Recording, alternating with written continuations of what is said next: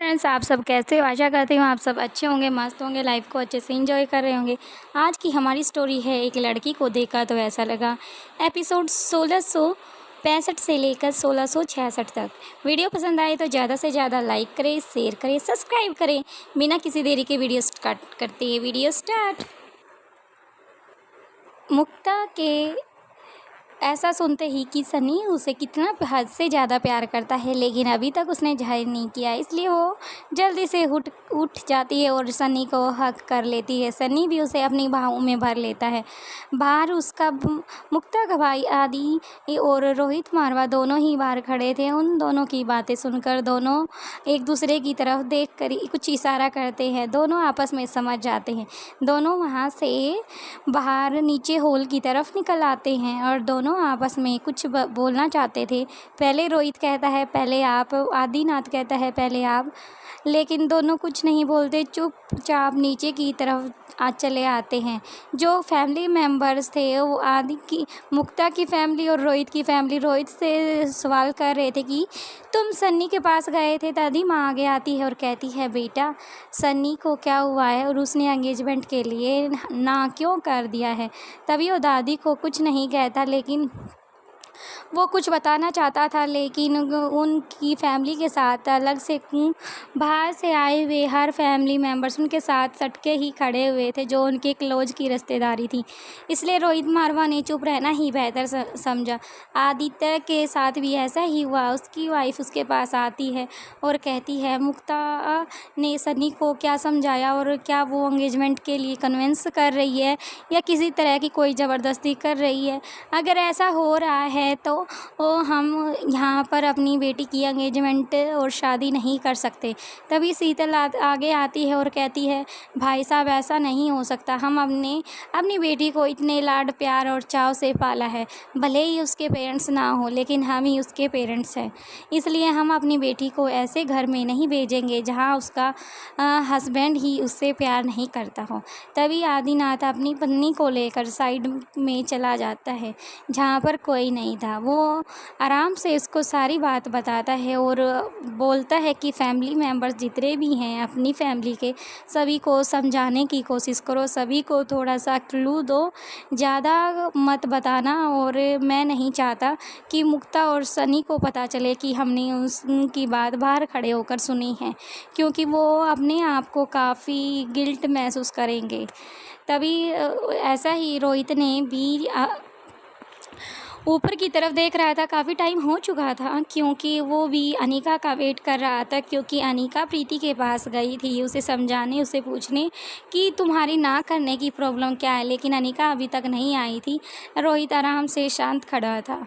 दूसरी तरफ बच्चों का हाफ सेमेस्टर ही चल रहा था, इसलिए बच्चों को स्कूल ना भेजकर आराम से स्टडी रूम में बैठकर ऑनलाइन अपने एग्ज़ाम्स उन्होंने सबमिट करने में लगे हुए थे। अभी तक उन्हें नीचे के बारे में इतना नहीं पता था, लेकिन तीनों ही बच्चे रेडी होकर ही आराम से एग्ज़ाम्स दे रहे थे। काफ़ी टाइम बीतने के बाद कुटिल उनके पास आ जाता है और बच्चों को ऑब्जर्वेशन के लिए कुटिल को ही सौंपी थी ये जिम्मेदारी, क्योंकि फैमिली के सभी मेंबर्स काफ़ी बिजी होंगे और भूमि इन सब लफड़ों में नहीं बढ़ती, इसलिए ये काम अब कुटिल को अनिका ने ही सौंपा था। कुटिल अच्छे से बच्चे के पेपर सबमिट कर देता है और फिर उन्हें नीचे की तरफ ले जाने के लिए एक बार बोलता है एक बार अपने आप को मिरर में देख लो कि तुम अपनी किसी चीज़ को लेकर अनसेटिस्फाई तो नहीं हो। अगर किसी चीज़ या फिर ड्रेस, शूज़ या हेयर स्टाइल को चेंज करना चाहते हो तो तुम कर सकते हो। कुटिल की ये बातें सुनकर तीनों बच्चे ही जाकर अपने अपने रूम में मिरर के सामने खड़े हो जाते हैं और अपने आप को मिरर में देखने लग जाते हैं।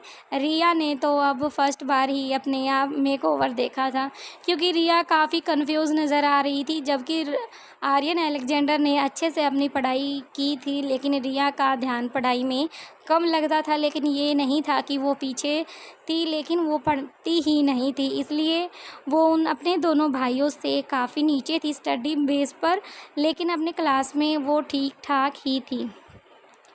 क्योंकि रिया का अधिकतर टाइम आप सभी को पता है गेमिंग दुनिया में ही जाता था। वो बस इतना पढ़ती थी कि वो एग्ज़ाम्स के टाइम में आप उसको किसी चीज़ को लेकर स्ट्रेस ना हो।